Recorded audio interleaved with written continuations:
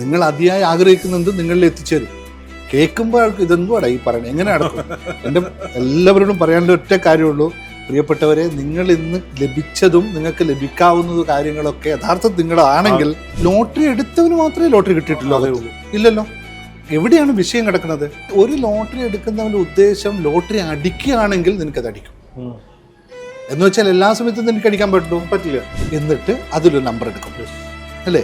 എന്നിട്ട് അടിക്കാൻ പറ്റും. ഒരു കുന്തും അറിയില്ലെങ്കിലും ഈ നമ്പറുകൾ എടുക്കും. നമ്പറിന്റെ മാജിക്കിന് ഞാൻ പോകുന്നില്ല, അത് വേറെ സബ്ജക്റ്റ് ആണ്. യു ബിലീവ് ഓൺ ഇറ്റ്, ഈ ലോട്ടറി എനിക്കുള്ളതാ, തന്നെ അടിക്കാൻ വരുന്നവരെ സഹായിക്കാൻ പോയാലും അടിക്കും. തീർന്നു, അവിടേക്ക് അവിടെ നിങ്ങളുടെ കർമ്മം തീർന്നു. പിന്നെ നിങ്ങൾക്ക് എന്തിനാ അടിക്കണേ? കുറെ പേര് കമന്റ് ചെയ്യും, ഇന്റർവ്യൂ എടുക്കുന്ന രൂപത്തിന്റെയാണോ മറ്റേ ആളുടെയാണോ. കാരണം ഞാൻ ഈ കഥ പറയുമ്പോൾ ചില ആളുകൾക്ക് ഇഷ്ടപ്പെടാതെ വരുന്നുണ്ട്. എന്തായാലും ഞാൻ പറയണം, എൻ്റെ ലൈഫിൽ നിന്ന് ഞാൻ പഠിച്ചിട്ടൊരു 10-12 വർഷക്കാലം ഈ ക്യാമറയ്ക്ക് ഫ്രണ്ടിലേക്ക് മീഡിയയിലേക്ക് വരണമെന്ന് രാത്രി ചെന്ന് കിടക്കുമ്പോൾ മാത്രമേ ഉള്ളൂ. കാരണം ബാക്കി പകൽ സമയത്ത് പണി കഴിയുമ്പോൾ ഈ സമയമില്ല. ഇതിങ്ങനെ കിടന്നിട്ടാണ് അവിചാരിതമായ അവസാനം നമ്മൾ ഇവിടേക്ക് വരികയും അതിനുള്ള സാഹചര്യങ്ങൾ നമുക്ക് തുറന്നു കിട്ടുകയും ചെയ്യുന്നത്. അതാണല്ലോ നമ്മൾ മാനിഫെസ്റ്റേഷൻ പറയുമ്പോൾ ലോ ഓഫ് അട്രാക്ഷൻ എല്ലാവരും തെരുവിളിക്കുന്ന ഒരു പോയിന്റ് ഉണ്ട്. ഇത്രയേ ഉള്ളൂ, നിങ്ങൾ അതിയായി ആഗ്രഹിക്കുന്നത് നിങ്ങളിൽ എത്തിച്ചേരും. കേൾക്കുമ്പോൾ ആൾക്ക് ഇതെന്തുവാടാ ഈ പറയണത്, എങ്ങനെ നടക്കും? എൻ്റെ എല്ലാവരോടും പറയാനുള്ള ഒറ്റ കാര്യമുള്ളൂ, പ്രിയപ്പെട്ടവരെ, നിങ്ങൾ ഇന്ന് ലഭിച്ചതും നിങ്ങൾക്ക് ലഭിക്കാവുന്നതും കാര്യങ്ങളൊക്കെ യഥാർത്ഥത്തിൽ നിങ്ങളുടേതാണെങ്കിൽ അത് നിങ്ങൾ ആഗ്രഹിച്ചു വരുത്തി തന്നെയാണ്. അതിന് ഈ വലിയ ഇംഗ്ലീഷ് പേര് മാനിഫെസ്റ്റേഷനാണ്, അതാണ്, ഇതൊക്കെ പേരുകളൊന്നും പറയണ്ട. നിങ്ങൾ ആഗ്രഹിച്ചത് കാണാൻ നിങ്ങളുടെ ജീവിതത്തിൽ ഇതുവരെ ഉണ്ടായിട്ടുള്ളൂ. അപ്പോൾ എൻ്റെ ജീവിതം എന്തേ ഇങ്ങനെയായി എന്ന് ചോദിച്ചു കഴിഞ്ഞാൽ, ചില മോശം ജീവിതമുള്ളവരുണ്ടല്ലോ, അവർ മോശമെന്ന് പറയുന്നു, നമ്മൾ മോശമെന്ന് പറയില്ല. അതും അവർ മാനിഫെസ്റ്റ് ചെയ്തെടുത്ത് അവരൊന്ന് ഒരു മണിക്കൂർ, നിങ്ങളൊരു കാര്യം ചെയ്താൽ ഒരു വല്ലാണ്ട് ദുരിതം അനുഭവിക്കുന്ന ഒരാളെ എടുത്ത് 2 മിനിറ്റ് അവർ സംസാരിച്ചാൽ മതി. അവർ വാക്കുകളുണ്ടാവും, ഒരു ദുരിതം മൊത്തം അവർ കൊണ്ടുവരാണ്, വലിച്ചു കൊണ്ടുവരാണ്. അത് മാറ്റി ഒന്ന് പിടിച്ചാൽ മതി. ഈ ലോട്ടറിയുടെ കേസ് പറഞ്ഞപ്പോഴാണ് ഞാൻ കഴിഞ്ഞ മേഘയായിട്ടുള്ള ഇന്റർവ്യൂവിൽ ലോട്ടറിയെ കുറിച്ച് പറഞ്ഞിരുന്നു. എൻ്റെ കമന്റ് ബോക്സിൽ കുറേ പേര് വന്നിട്ട് എനിക്ക് ഇത് ചെയ്ത് 2 ലക്ഷം രൂപ കിട്ടി, 1 കോടി രൂപ കിട്ടി, 50 ലക്ഷം കിട്ടി, ഇത് കൊള്ളാണോ, 30 ലക്ഷം കിട്ടി, അത് ആരെങ്കിലും, എനിക്കത് ഭയങ്കര ഇതായിട്ട് തോന്നി. കുറേ പേര് കമന്റ് ചെയ്തിട്ട് ഞാൻ എന്താണെന്ന് വെച്ചാൽ അതിനകത്ത് ഒരു കാര്യമുണ്ട്. ഞാനതിന് ഒരിക്കലും എൻ്റേതായിട്ട് നമ്മളൊരു ടെക്നിക്സ് ഒന്നും അല്ല, അതിനകത്ത് ഒന്നുമില്ല. ലോട്ടറി എടുത്തവന്, ഞാൻ ആ വീഡിയോ കൃത്യമായി പറഞ്ഞിട്ടുണ്ട്, ലോട്ടറി എടുത്തവന് മാത്രമേ ലോട്ടറി കിട്ടിയിട്ടുള്ളൂ, അതേ ഉള്ളൂ. ഇല്ലല്ലോ. എവിടെയാണ് വിഷയം കിടക്കുന്നത്? രോഹിത്ത് പോയി ലോട്ടറി എടുക്കുന്നു. എന്തിനാ എടുക്കുന്നത് രോഹിത്തിന് ബോധമുണ്ടോ? ഈ ലോട്ടറി എന്തിനാ രോഹിത്ത് എടുക്കണേ? ഇപ്പൊ അധികം പേരും ലോട്ടറി എടുക്കുന്നത് എന്തിനാണെന്നറിയോ? ഈ കൊണ്ടുവരുന്നവനെ സഹായിക്കാനാണ്. അപ്പൊ അവന്റെ സഹായം കാശ് കൊടുക്കുമ്പോൾ ശരിയായില്ലേ? നിന്റെ സഹായം ആയിട്ടില്ല. എവരി കോസ് ആൻഡ് എഫക്ട് നിയമം നമുക്കറിയാലോ. നിങ്ങൾ കൊടുക്കുന്ന ഒന്നിന് തിരിച്ചൊന്ന് കിട്ടണം, അല്ലേ? ഉറപ്പായിട്ടും കിട്ടും. അപ്പം നിങ്ങൾ പറയാണ്, ഓക്കെ ഇവനെ സഹായിക്കാൻ വേണ്ടിയിട്ട് ഇത് ഞാൻ ചെയ്യുന്നു. അവിടെ ആ സർക്കിൾ ഫിനിഷ് ആയില്ലേ, തീർന്നല്ലോ. പിന്നെ അതിൽ നിങ്ങൾക്ക് ലോട്ടറി അടിച്ചാലോ? അടിക്കേണ്ട ആവശ്യമില്ലല്ലോ. അതെ, നമ്മൾ ആ ലൂപ്പോട് തീർന്നില്ല, ആ ഒരു ഇത് തീർന്നില്ലേ? ഓക്കെ, നമ്മൾ എന്താ ചെയ്യുക? കർമ്മസിദ്ധാന്തം അല്ലെങ്കിൽ കോസ് ആൻഡ് എഫക്ട്, നിങ്ങൾ കൊടുക്കുന്ന ഒരു കാര്യത്തിന് ഒരു എഫക്ട് തിരിച്ചു വരണം. നിങ്ങൾ അവിടെ തന്നെ ആ എഫക്റ്റിന് തീർത്ത് കഴിഞ്ഞു, പിന്നെ എങ്ങനെയാ കിട്ടുക? ഇത്രയേ ഉള്ളൂ, സിമ്പിൾ. ഒരു ലോട്ടറി എടുക്കുന്നവൻ്റെ ഉദ്ദേശം ലോട്ടറി അടിക്കുകയാണെങ്കിൽ നിനക്കത് അടിക്കും എന്ന് വെച്ചാൽ എല്ലാ സമയത്തും നിനക്ക് അടിക്കാൻ പറ്റില്ല. ഇല്ല, ലോട്ടറി അതിന് പേര് തന്നെ അത്. അപ്പോൾ ഇവിടെ എന്താ സംഭവം? നമ്മൾ പറഞ്ഞു കൊടുക്കുന്ന മെറ്റീരിയൽ യു ഫോക്കസ്.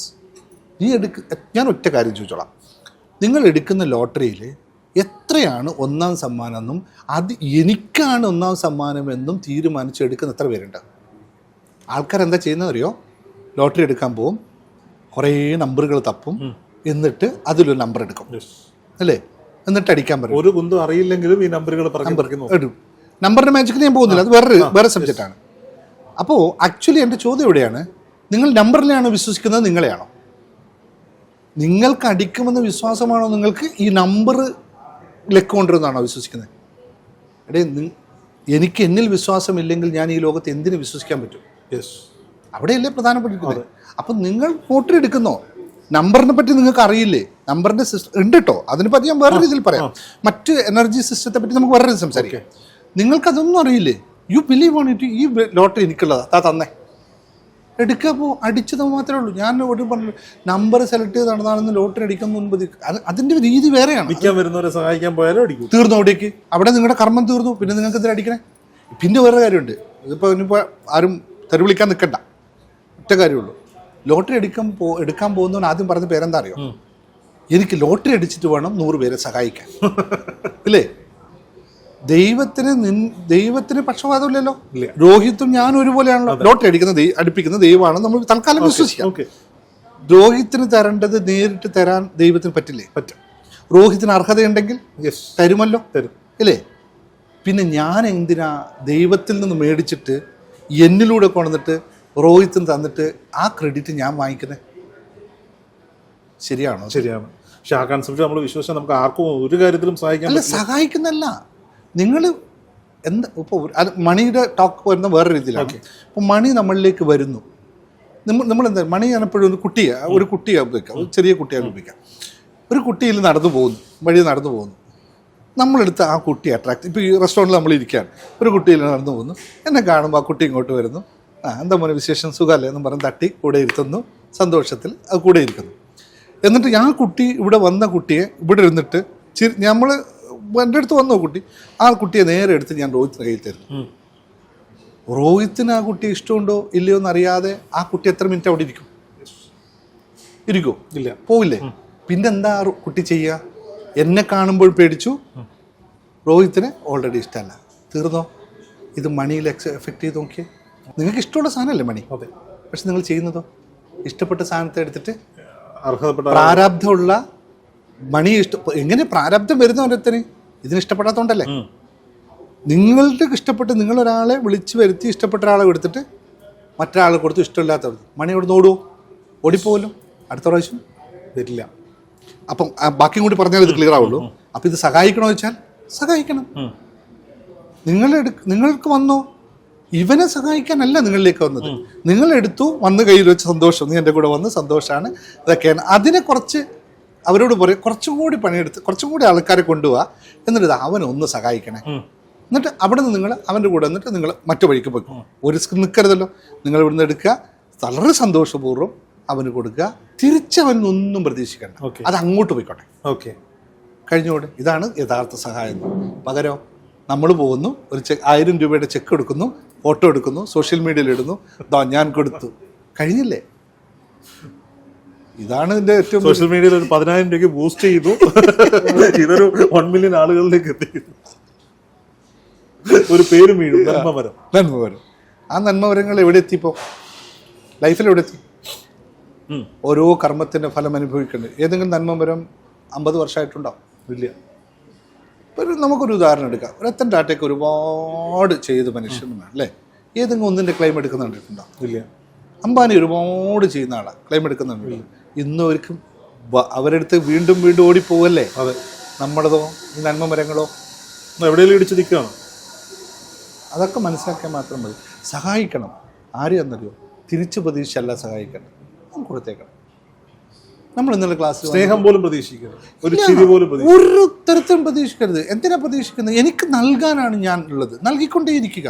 എന്താ ഇന്ന് നോക്കൂ, നൽകുന്ന. ഇപ്പോൾ ഞാൻ ഉദാഹരണം പറയാനുള്ളൊരു കാര്യമാണ്. ഞങ്ങളുടെ നാട്ടിൽ ഈ തുരങ്കമുണ്ട്, വളരെ ഞങ്ങൾ കുറവ് മാത്രമാണ്, വലിയ കുഴി ഇങ്ങനെ പോക്കും. ഈ തുരങ്കത്തിൻ്റെ പ്രത്യേകത എന്ന് വെച്ചാൽ അതിൽ വരുന്ന വെള്ളം നിർത്തില്ല, വന്നുകൊണ്ടേയിരിക്കും. അല്ലെങ്കിൽ ഏതൊരു ഒഴിവുവെള്ളത്തിൻ്റെയും പ്രത്യേകത അത് വന്നുകൊണ്ടിരിക്കും. അതിനകത്ത് നിങ്ങൾ എത്ര പേരെടുത്താലും അത് വന്നുകൊണ്ടേയിരിക്കും അല്ലേ? അതുപോലെ ഉറവയായി മാറിയാൽ മാത്രം മതി. ആര് വേണ്ടെങ്കിൽ എടുത്തോ, നിങ്ങൾക്ക് വേണോ. രോഹിത്തിന് എന്നെ നാളെ ചെയ്തോളൂ, വിളിച്ചോ, സ്നേഹിക്കണോ, സ്നേഹിച്ചോ, എൻ്റെ കയ്യിലുള്ളത് ഞാൻ തന്നുകൊണ്ടേയിരിക്കും. അപ്പോൾ എന്താ സംഭവിക്കുക? എൻ്റെ ഉറവ ഇങ്ങനെ വന്നുകൊണ്ടേയിരിക്കും. അല്ലെങ്കിൽ സ്നേഹം രഞ്ജിത്ത് തന്ന സ്നേഹം വാങ്ങിച്ചിട്ട് ഞാൻ രോഹിത്തിന് സ്നേഹം തന്നു കഴിഞ്ഞാൽ പിന്നെ അതിൽ അർത്ഥമുണ്ടോ? ഇല്ല.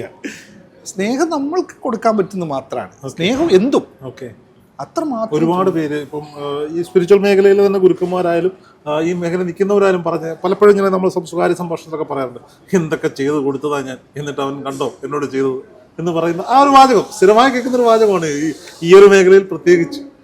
അത് പറയുമ്പോഴേ നേരത്തെ ഒരു കാര്യം പറഞ്ഞു. ഞാൻ നേരത്തെ ഒരു വീഡിയോ ചെയ്തിരുന്നു നമ്മൾ തിരുവനന്തപുരം പ്രോഗ്രാമായിട്ട്. നോക്കൂ, നമ്മൾ സോഷ്യൽ മീഡിയയിൽ കാണുന്ന ജീവിതങ്ങളെല്ലാം യഥാർത്ഥ ജീവിതമാണെന്ന് ഒരാൾ തെറ്റിദ്ധരിച്ചേക്കരുത്. ഇപ്പം നമ്മളിപ്പോൾ ഇവിടെ റെക്കോർഡ് ചെയ്യുന്നുണ്ട്. നമ്മളിപ്പോൾ ഇത്രയും സമയം, ഇപ്പോൾ എത്ര മണി, 20 മിനിറ്റ്സോളായി നമ്മൾ റെക്കോർഡ് ചെയ്യുന്നത്. നമ്മൾ കട്ടിങ് ഇല്ല, ഒരു നോർമൽ സംസാരം. നിങ്ങൾ ഇതേപോലെ സോഷ്യൽ മീഡിയയിൽ കാണുന്ന ഒരു ഇൻസ്റ്റാഗ്രാമിൻ്റെ വീഡിയോ എടുക്കുക, ഒരു ലൈഫ് കാണുന്നുണ്ട്. നിങ്ങൾ ജസ്റ്റ് ഒന്ന് അനലൈസ് ചെയ്ത് നോക്കുക, എത്ര ദിവസത്തെ എഫേർട്ടിൻ്റെ കട്ടിങ് പേസ്റ്റിംഗ് ആണ് ആ ലൈഫ് നിങ്ങൾ ആസ്വദിക്കുന്നത് അല്ലേ? അങ്ങനെയല്ലേ പറ്റുള്ളൂ.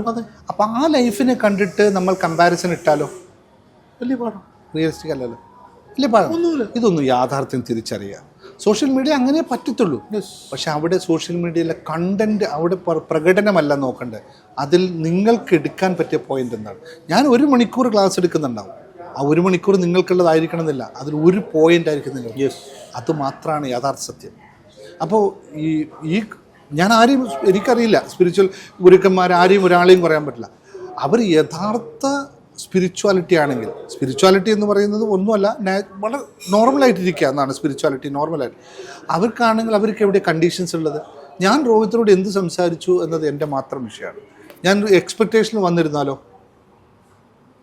പിന്നെ പോയില്ല ഇതിനകത്ത്. അപ്പം സ്പിരിച്വൽ അല്ല അല്ലേ?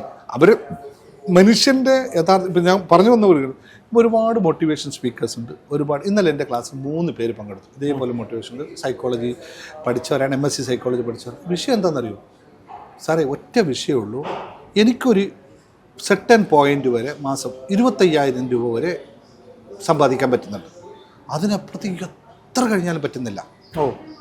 എന്തായിരിക്കും വിഷയം? അവർ ഈ ലിമിറ്റിംഗ് ബിലീവ്സ് അവരിൽ കിടക്കുന്നിടത്തോളം കാലം ഒരു സ്റ്റെപ്പ് മുമ്പിലോട്ട് എനിക്കതേ പറ്റൂ. എനിക്ക് അല്ല, അവർ ഓരോ ആളെ വരുമ്പോൾ കമ്പാരിസൺ എടുക്കുന്ന ഇതാണ്, ഇതിൽ എത്ര വാങ്ങിക്കാൻ പറ്റും, എത്ര വാങ്ങിക്കും. ഞാൻ എൻ്റെ കോഴ്സിൽ പ്രത്യേകത, ഞാൻ ക്ലാസ്സുകൾ പെയ്ഡ് ക്ലാസ്സുകളുണ്ടെന്ന് പറഞ്ഞില്ല, കോഴ്സുകൾ അനൗൺസ് ചെയ്യുകയും ചെയ്യും. ഞാൻ എന്താ ചെയ്യുന്നത് അറിയോ? ഞാൻ കോഴ്സിൻ്റെ ഡീറ്റെയിൽസൊക്കെ, ക്ലാസ്സിൻ്റെ ഡീറ്റെയിൽസൊക്കെ പറയും. എന്നിട്ട് ആൾക്കാരോട് എത്രയാണ് ഫീസ്, യു ഡിസൈഡ്. ഇന്ന് വരെ എനിക്കതുവരെ തന്ന പൈസ കുറവാണെന്ന് എനിക്ക് തോന്നിയിട്ടില്ല, കൂടുതൽ. എൻ്റെ ഓരോ സെഷൻസ് ഞാൻ വെക്കുമ്പോഴും, ഇപ്പോൾ ഒരു ഫോർ എക്സാമ്പിൾ ഒരു മെഡിറ്റേഷൻ വെക്കാൻ 2 ദിവസം എനിക്ക് ഇന്നവർ 200 കുറഞ്ഞിട്ട് ആൾക്കാർ വന്നിട്ടില്ല. അത് 300 ദിർഹംസ് ആയാലും, അല്ല 300 രൂപ ആയാലും 1000 രൂപ ആയാലും ആൾക്കാർ ഇങ്ങനെ അയച്ചുകൊണ്ടിരിക്കും. ഞങ്ങളങ്ങനെ പോകാതെ നമ്മൾ ഇത്രയാണ് ബലം പിടിച്ചിട്ട് കൊടുക്കണ്ടെന്നല്ല, പക്ഷേ സ്ട്രെച്ച് യുവർ തിങ്സ്. മോട്ടിവേഷൻ, അല്ലെ, ഞാൻ ഒരുപാട് മോട്ടിവേഷൻ സ്പീക്കേഴ്സ് ഉണ്ട്, മാനിഫെസ്റ്റേഷൻ സ്പീക്കേഴ്സ് ഉണ്ട്. എല്ലാവരോടും പറയാനുള്ളൊരു കാര്യമുള്ളൂ, നിങ്ങൾ ചെയ്യുന്നത് നല്ലത് തന്നെയാണ്, പക്ഷെ അത് നിങ്ങളുടെ ലൈഫിൽ കൂടി കൊടുക്കുക, അപ്ലൈ ചെയ്ത് നോക്കുക. നിങ്ങളുടെ ലൈഫിൽ അപ്ലൈ ചെയ്ത് നോക്കുക. എന്നിട്ട് എക്സ്പീരിയൻസ് എടുത്ത് ആൾക്കാർ പറഞ്ഞു കൊടുക്കുക. തിയറി പറഞ്ഞു കൊടുത്താൽ ആർക്കും കാര്യമില്ല, എക്സ്പീരിയൻസ് പറഞ്ഞു കൊടുക്കുക. ഇങ്ങനെയാണ്, അപ്പോൾ ഓട്ടോമാറ്റിക് നിങ്ങൾക്ക് മാറാം. ഞങ്ങൾ ഈ ബാക്ക് മീഡിയ സ്പിരിച്വൽ വേഴ്സ് എന്ന് പറഞ്ഞൊരു പ്രോഗ്രാം നടത്തും. ഒരു ദിവസം കുറച്ച് ഗുരുക്കന്മാരെയൊക്കെ വിളിച്ച് തർക്കവും സംസാരവും, ആളുകൾക്ക് നമ്മുടെ പ്രേക്ഷകർ ഒരു മീറ്റപ്പ് ആയിട്ടാണ് ഉദ്ദേശിക്കുന്നത്. അപ്പോൾ തസ്മി ഗുരുജി എപ്പോഴും പറയുന്നത്, ഞാനത് 1000 രൂപ ഫീസ് വെച്ചിട്ടാണ് ചെയ്യുക. വേറെ കൊണ്ടല്ല, വെന്യൂ വേണം, 3 നേരം ഫുഡ് കൊടുക്കണം, പിന്നെ ലൈറ്റ് ആൻഡ് സൗണ്ട്, ബാക്കി കാര്യങ്ങളെല്ലാം സെറ്റ് ചെയ്യണം. അപ്പോൾ ഗുരുജി എപ്പോഴും രോഹിത്തെ ഈ 1000 രൂപ എമൗണ്ട് പറയണ്ട, ഫ്രീ ആയി കൊടുക്കൂ. രോഹിത്തിന് ഉദ്ദേശിക്കുന്നതിനേക്കാൾ പൈസ ഈ വരുന്നവരവിടെ തന്നിട്ട് പോകും. കാരണം വരുന്നവരെല്ലാം നല്ല ആളുകൾ മാത്രമേ ഇങ്ങനെയുള്ള പ്രോഗ്രാമുകൾക്ക് വരൂ.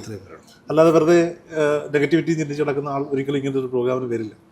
ഞാൻ ഇന്നലെ നമ്മുടെ ടീമിനോട് പറഞ്ഞു, നമുക്ക് അടുത്തൊരു പ്രോഗ്രാം ചെയ്യുമ്പോൾ നമുക്ക് 0 ഒന്നും വാങ്ങണ്ട. അപ്പം അവർക്ക് ടെൻഷൻ, അല്ല ചേട്ടാ അത് നമ്മൾ ഫണ്ട് വന്നോളൂ, നിങ്ങളത് വിഷമിക്കണ്ട, നിങ്ങൾ പ്രോഗ്രാം അനൗൺസ് ചെയ്തിട്ട് ഇപ്പോൾ ചിങ്ങമാസം ഓണം കഴിഞ്ഞ ഉടനെ ഒരു പ്രോഗ്രാം വെക്കുക, ഒരു 5-6 പേരെ സെലക്ട് ചെയ്ത് പ്രേക്ഷകരോട് തന്നെ ചോദിച്ചിട്ട് പ്രോഗ്രാം വെക്കുക. മാക്സിമം ആളുകൾ വരട്ടെ, വരുമ്പോഴാണല്ലോ നമുക്ക് സന്തോഷം. വന്നു കഴിഞ്ഞിട്ട് അതിൻ്റെ എക്സ്പെൻസ് അല്ലേ, അത് നടന്നോളൂ എന്ന് ഞാനിങ്ങനെ പറയണ്ടേ. ഇപ്പോൾ സാറിനിപ്പോൾ ഇത് പറയുമ്പോൾ ഞാൻ പെട്ടെന്ന് ഇന്നലെ സംസാരിച്ച ആ വിഷയത്തെക്കുറിച്ചാണ് കണക്ട് ചെയ്തത്. യഥാർത്ഥം അത് തന്നെയാണ് നമ്മൾ വെക്കുക എന്ന് പറഞ്ഞാൽ. വേറൊരു കാര്യമുണ്ട് ഇതിനകത്ത് വരുന്ന ഇപ്പം നമ്മൾ പബ്ലിക്കിൽ പോകുന്നതും നിങ്ങൾ ലിമിറ്റഡ് വെക്കുന്നതും 2 വ്യത്യാസമാണ്. ലിമിറ്റഡ് വെക്കുമ്പോൾ ഇപ്പോൾ ഞാൻ ആഗ്രഹിച്ചൊരു കാര്യമാണ്, ഞാനിപ്പോൾ ഓപ്പണായിട്ട് പറയാം. ഞാൻ കുറേ നിങ്ങളെ ഈ ഈവൻറ്റ്സ് കണ്ടിട്ടുണ്ട്. ഞാനിരുന്ന് ആലോചിച്ചിട്ടുണ്ട്, ദൈവം ഞാൻ എവിടെ ആയിരുന്നെങ്കിൽ ഞാനും പോയി അവിടെ കേൾക്കാനിരിക്കാമായിരുന്നു, എന്തൊരു രസമുള്ള കാര്യങ്ങളാണ് പറയുന്നത്. പിന്നെ അത്രയും ഡെപ്തുള്ള ആൾക്കാരാണ് പറയുന്നത്. ഓക്കെ, നെഗറ്റീവ് ഉള്ള ആൾക്കാരെന്ന് പറയുന്നത് അവരവരുടെ ചോയ്സ് പറയുന്നുണ്ടാവും, ഇറ്റ്സ് ഓക്കെ, ഏതൊരു വിഷയം എന്നാൽ അപ്പോഴേ അവർക്ക് ട്രാൻസ്ഫോർമേഷൻ ഉണ്ടാവും. ഏതൊരു മേഖലയ്ക്കും 2 വശങ്ങൾ വേണമല്ലോ, അല്ലെങ്കിൽ എന്താ അർത്ഥമുള്ള. ഇപ്പോൾ രോഹിത്തിനെ പൊഴുത്ത, ഇപ്പോൾ ഈ വീഡിയോൻ്റെ താഴെ രോഹിത്തിനെ പൊഴുത്തിയോ അല്ല എന്നെ പൊഴുത്തിയോ മാത്രം വന്നു കഴിഞ്ഞാൽ നമുക്ക് ഒരു സാധനം 2 കൊമ്പ് വളക്കൂടെ. ഞാൻ കുറേ നാൾ എനിക്ക് നല്ല പോസിറ്റീവ് കമൻറ്റ് മാത്രമേ ഉള്ളൂ, രോഹിത് ജി. ഞാൻ ഈ ഇലക്ഷൻ പരിപാടിയൊക്കെ ആയിട്ട് 1 മാസത്തോളം മാറി നിന്ന് തിരിച്ചു വന്നപ്പോഴേക്ക് എൻ്റെ പേരെ മറന്നുപോയി എല്ലാവരും. ഇപ്പം എല്ലാവരും രാഹുൽ. കാരണം എനിക്ക് സന്തോഷമാണ് എൻ്റെ കൂടെ ഉള്ള ആളുടെ പേര്. അപ്പോൾ കഴിഞ്ഞ ദിവസം എൻ്റെ ഏറ്റവും അടുത്തൊരു ഗുരുവിനെ ഞാൻ വിളിച്ചപ്പോൾ രാഹുൽ എന്ന് എന്നെ വിളിച്ചു. ഞാനത് മിണ്ടിയില്ല, എല്ലാവരും പറഞ്ഞു പേര് മറന്നു പോയോ രോഹിത കേട്ടോ. അയ്യോ വേറെ കൊണ്ടല്ല, ഞാനല്ല, രാഹുലാണ് ഈ കാര്യങ്ങളെല്ലാം നോക്കി കാണുന്നതും ചെയ്യുന്നതും കോർഡിനേറ്റ് ചെയ്യുന്നതും. അപ്പോൾ സ്വാഭാവികമായിട്ടും ഞാൻ അപ്പോൾ കുറേ കാലം സോഷ്യൽ മീഡിയയിൽ എനിക്കിങ്ങനെ പോസിറ്റീവ് കമൻറ്റുകൾ മാത്രമാണ്. രോഹിത് അങ്ങനെ. അത് കഴിഞ്ഞിട്ട് ഇത് വരുന്നു, മറന്നുപോകും, പെട്ടെന്ന് എല്ലാവരും മറന്നുപോകും. പിന്നെ ഇങ്ങനെ ഇരിക്കുമ്പോൾ എനിക്കിങ്ങനെ ഒരു നോട്ടിഫിക്കേഷൻ വരികയാണ്, ഈ ആങ്കർ ഇതെന്താണ് കാണിക്കുന്നത് എന്ന് ചോദിച്ചിട്ട് ഞാൻ കയറി നോക്കി. ഞാൻ എന്നെ ആയിരിക്കില്ല, വേറെ ആരെങ്കിലും ആയിരിക്കും. ഇപ്പോൾ പിള്ളേരെ രണ്ട് വഴക്ക് പറയാനുള്ള കാരണമായല്ലോ എന്ന് ചോദിച്ചിട്ട് ഞാൻ കയറി നോക്കുമ്പോൾ എൻ്റെ വീഡിയോ ആണ്. ഞാൻ ഇങ്ങനെ കമൻറ്റ് ബോക്സ് എടുത്ത് നോക്കുമ്പോൾ ഏതോ ഒരു എപ്പിസോഡിൽ ഗസ്റ്റ് ഉണ്ട്, ഗസ്റ്റിനോട് ഞാനിരുന്ന് എൻ്റെ കാര്യങ്ങൾ പറയുകയാണ്. ഇത് മാത്രം വെച്ചിട്ട് എൻ്റെ എഡിറ്റർ ഒരു എപ്പിസോഡ് ഞാൻ കാണാതെ ടെലികാസ്റ്റ് ചെയ്തിട്ടുണ്ട്. ഇതിലും കമൻറ്റ് ബോക്സ് ഫുള്ള് ഇയാളുടെ വീട്ടുകാരും പറയാനാണോ ഇത് വന്നിരിക്കുന്നത്, ഇയാളുടെ കാര്യം പറയാനാണോ ഇത് വന്നിരിക്കുന്നത് എന്ന് ചോദിച്ചിട്ട് ഫുൾ നെഗറ്റീവ് കമൻറ്റ്. ഞാൻ ഇതെല്ലാം വായിച്ചപ്പോൾ ആദ്യം എൻ്റെ മനസ്സിനെ കുറിച്ച് ചെറിയ സങ്കടം വന്നു. ദൈവമേ, എൻ്റെ പ്രേക്ഷകരൊക്കെ എന്നെ വെറുതെ തുടങ്ങും. പിന്നെ ഞാൻ ആലോചിച്ചു, നല്ലതാ, നമുക്കൊരു തിരിച്ചറിവുണ്ടാകുമല്ലോ, എന്ത് പറയണം എന്ത് പറയണ്ട എന്നൊരു തിരിച്ചറിവുണ്ടാക്കാൻ അതിനെ ഉപയോഗിക്കാമല്ലോ എന്ന് വിചാരിച്ചു. അതെ, നല്ലൊരു പോയിൻ്റാണ് അതിനകത്ത്. ഞാൻ അതിനകത്ത് എനിക്കൊരു ആഡ് ചെയ്യാനുള്ളത് സോഷ്യൽ മീഡിയയുടെ ഗുണവും അപകടവും ആണ് ഈ പറഞ്ഞതിൻ്റെ അർത്ഥം. നിങ്ങൾ ഇന്നിവിടെ ലൈവാണോ, സോഷ്യൽ മീഡിയ ജനങ്ങൾ നിങ്ങളെ കൂടെയുണ്ട്. ഞങ്ങൾ വേറൊരു കാര്യം പറയും, ഈ യഥാർത്ഥ ട്രാൻസ്ഫോർമേഷൻ നടക്കണമെങ്കിൽ escape from the world four 7 days എന്ന് പറയും, 21 days എന്ന് പറയും, ഡിസ്കണക്ട് ഫ്രം ഓൾ ദിങ്സ്. അപ്പോഴേ നമുക്ക് റിയൽ ട്രാൻസ്ഫോർമേഷൻ വരുള്ളൂ. ഓക്കെ, ഇത്ര പറയാനുള്ളൂ. സോഷ്യൽ മീഡിയയിൽ നിറഞ്ഞു നിൽക്കുന്ന ആൾക്ക് ഇന്റേണൽ വേൾഡിലേക്ക് പോകാൻ സമയം കിട്ടില്ല. പോയി കഴിഞ്ഞാൽ ഇത് പോകും. അതെ, ഞാനൊരു കഴിഞ്ഞ പ്രാവശ്യം ജസ്റ്റ് ഇപ്പം ഞങ്ങളിപ്പോൾ നിങ്ങളിപ്പോൾ നമ്മളെ കാണുന്നതൊക്കെ സോഷ്യൽ മീഡിയയിലാണല്ലോ. ഞാനൊരു മാസത്തേക്ക് കൈലാസ യാത്ര പോകാൻ വേണ്ടി തീരുമാനിച്ചത് ആയിട്ടില്ല. സമയമാകുമ്പോൾ വിളിക്കുമായിരിക്കും. ഞാൻ ശ്രമിച്ചു നോക്കി, സമയമായിട്ടില്ല, അതുകൊണ്ട് പോയില്ല. എന്നെ 2 തവണ വിളിച്ചായിരുന്നു, ഞാൻ എനിക്ക് പോകാൻ പറ്റില്ല. അപ്പം അവിടെ ഇരിക്കുന്ന അത് മാത്രമേ ഉള്ളൂ. അത് ആ സത്യത്തെ വേറെ രീതിയിൽ നമുക്ക് പറയാം. അത് വേണമെങ്കിൽ ഒരു എപ്പിസോഡ് തന്നെ നമുക്ക് പറയാം. ട്രാവൽ ഏജൻസി വിളിച്ചു 2 തവണ. അത് ഞാൻ അറിയാലോ, നമുക്കാകുമ്പോൾ എന്തായാലും അവർ ഓഫർ റേറ്റിൽ തരും. 2 തവണയും വിളിച്ചു, 2 തവണയും എനിക്ക് പോകാൻ പറ്റില്ല. കാരണം അവിടെ ഇരിക്കുന്ന ആൾ എന്നെ വിളിച്ചിട്ടില്ല. സമയമാകുമ്പോൾ വിളിക്കുമായിരിക്കും. ഞാൻ വേറൊരു കാര്യം പറയാം. ഞാൻ ഓൾറെഡി ഓഗസ്റ്റ് 23 ഞാൻ പോകേണ്ടതാണ്. ഓക്കെ, എൻ്റെ ഓൾറെഡി ബുക്ക്ഡാണ്. ഓക്കെ, പക്ഷെ പറ്റില്ല എന്നെ കൊണ്ട്. ഓഗസ്റ്റ് 23 എനിക്ക് തിരിച്ച് ഓഫീസിൽ എത്തിയേ പറ്റും. ഓക്കെ, അപ്പോൾ അത് അവിടുത്തെ വേറൊരു സംഭവമാണ്. അതിനെപ്പറ്റി നമ്മൾ മറ്റൊരു രീതിയിൽ സംസാരിക്കാം. പക്ഷേ ഈ സോഷ്യൽ മീഡിയയിലൊരു ഗുണം വെച്ചാൽ നിങ്ങൾ എന്നാണോ ഒരു 24 hours ടൈം നിങ്ങൾ സോഷ്യൽ മീഡിയയിൽ നിന്ന് ഔട്ടായോ, അവിടെ തീർന്നു. ആ ഉണ്ടാക്കി വെച്ച് ബിൽഡപ്പ് കംപ്ലീറ്റ്. പക്ഷേ അവിടെയാണ് നമ്മൾ ശ്രദ്ധിക്കേണ്ടത്. റിയൽ ലൈഫ് ട്രാൻസ്ഫോർമേഷൻ അതല്ല.